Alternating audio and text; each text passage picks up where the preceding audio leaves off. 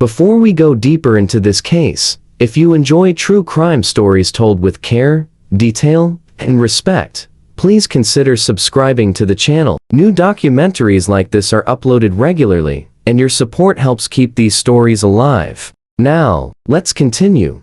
Arjun Rao was 42 when he moved his family to the United States. He was quiet, measured, the kind of man who believed actions spoke louder than words. His wife, Lena, was different, strong-willed, expressive, protective. Where Arjun was reserved, Lena was direct. Together, they had 3 daughters. Nisha, 18 years old, observant, ambitious; Tara, 10, curious and talkative; and little Sanvi, 6 years old, with laughter that filled any room. They rented a modest house in a quiet neighborhood. The house was small, but to them, it felt enormous, because it represented possibility. But immigration is rarely easy. Credentials don't always transfer. Savings disappear faster than expected. Loneliness grows in silence. And when you are far from home, community becomes survival. The first year was difficult.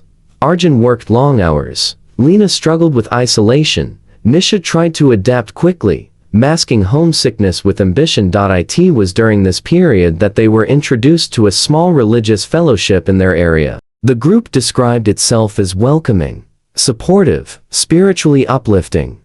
And most importantly, they said they were family. For immigrants navigating unfamiliar systems, that word carries power. Family. The meetings were small, 20 people at most. They sang together, prayed together, shared meals. The leader of the fellowship was a man named Daniel Hale. He was articulate, calm, charismatic in a quiet way. He remembered details about everyone. He asked questions. He listened carefully.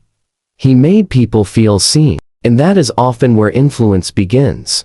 Daniel believed in sacrifice. He often spoke about commitment, about surrender, about faith proven through action. He framed financial contributions as spiritual alignment. Where your money goes, he would say, your heart follows. At first, the requests were small, then larger, then urgent. The fellowship had expansion plans, property investments, media outreach goals. Members were encouraged to give generously. Some gave modestly. Others emptied savings. Over time, Arjun and Lena gave more than they could afford. Eventually, they gave everything. Their life savings. Transferred in trust. Signed over in belief. Narrator pauses. What Daniel did not say out loud was that obedience mattered more than generosity. And in his mind, Arjun was not obedient enough. Daniel began watching Arjun more closely. Arjun was quiet in meetings. He did not publicly praise the leader. He did not volunteer testimony often. Lena, meanwhile, spoke strongly during discussions. She questioned minor points, not rebelliously, but confidently. To Daniel, this was destabilizing. Control thrives on submission, and confidence can feel like resistance. He began planting subtle narratives among members. They are not fully aligned. They hold back. They may be spiritually blocking progress. Group psychology is powerful. Once doubt is introduced, it spreads quietly, and when authority frames someone as other, isolation begins. One evening, Daniel called for a special gathering. He said it was urgent, important, spiritual. All members were required to attend, including the Rao family. What happened next would remain hidden. For 2 years, fade to black. It was a Thursday evening when Daniel announced the special gathering. His voice was calm, measured. He said there had been spiritual interference. He said the group needed unity, and unity required honesty. The members arrived slowly. Some brought food. Some brought notebooks. The Rao family came together. Lena wore a blue shawl. Arjun carried a folder of handwritten notes, always prepared. Nisha sat close to her younger sisters. The house felt warmer than usual. Too warm, too quiet. There was no singing that night. No welcoming laughter. Only stillness. Daniel stood at the front of the room. He spoke softly. about sacrifice, about betrayal, about hidden resistance. He did not name the Rao family, but he did not need to. Eyes shifted. The air grew heavy. Then Daniel paused. He looked toward Arjun and smiled. "Brother," he said gently, "could you assist downstairs? We need help moving something." Two men stood up immediately. They volunteered before Arjun could respond. Arjun nodded. He followed them. The basement door closed. Upstairs, Daniel continued speaking. Lena sat upright, alert. 10 minutes passed, then 15. Then Daniel turned toward Lena. "Your husband is praying below," he said. "He would like you to join him." Lena hesitated, just briefly, but she stood. She walked toward the same door, and it closed again. Narrowing. Nisha felt something shift in her stomach. An instinct, but she stayed seated. Because authority had spoken. Time passed differently that night. Minutes felt stretched. Then Daniel called Nisha, then Tara, then little Sanvi. One by one, the room grew quieter. Members avoided eye contact. No one asked questions. No one interrupted. And by the end of the evening, the house was silent. 5 voices had disappeared, but the meeting was declared complete. Daniel dismissed the group calmly. He told them the Rao family had decided to leave, immediately, without goodbye. The next day, Daniel explained that the Rao family had chosen to return overseas. He said they had experienced conviction. He said they left in the night. Some members accepted this explanation, others felt unease. But group loyalty overrides doubt. When everyone else nods, silence feels safer than questions. Within months, the fellowship relocated. New state, new house, fresh start.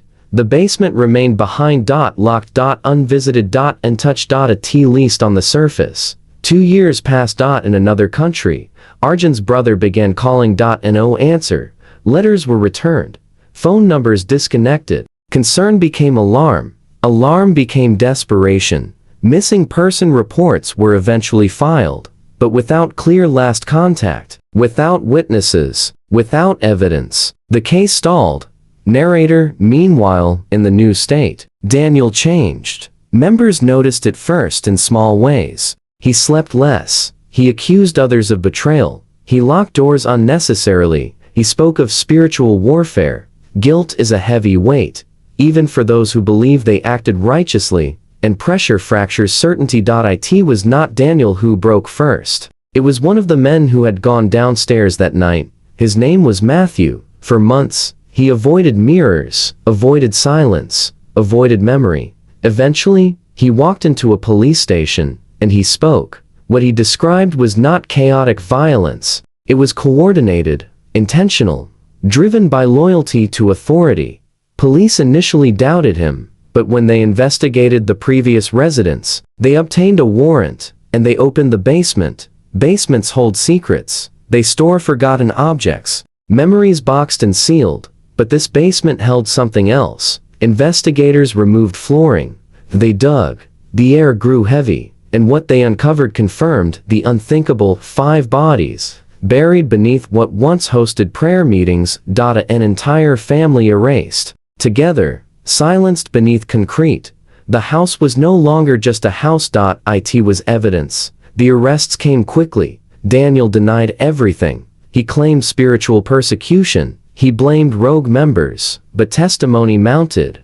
Emails, financial records, witness accounts. Psychologists testified about coercive control, about group obedience, about charismatic authority. The courtroom was silent as details emerged. Not sensational, but methodical, calculated, cold. Daniel was convicted.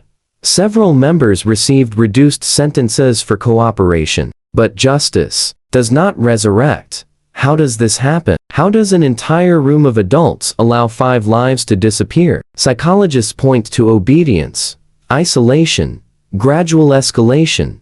When moral lines move slowly, people adjust to the new position, until what once seemed impossible feels justified. The Rao family did not vanish because they were weak. They vanished because they trusted. They sought belonging. They believed. and they encountered control disguised as faith. They came searching for the American dream. They found manipulation. They came seeking community. They found obedience. They did not vanish. They were silenced, and beneath an ordinary house, their story waited. Fade to black. Title card. If you suspect coercive control in a group, seek help. Soft music. Cases like this remind us that some people don't disappear by choice, they are simply lost. And remember, too late. If you stayed until the end, thank you for watching. If you'd like more true crime documentaries like this, please subscribe to the channel and turn on notifications so you don't miss the next story. I'll see you in the next case.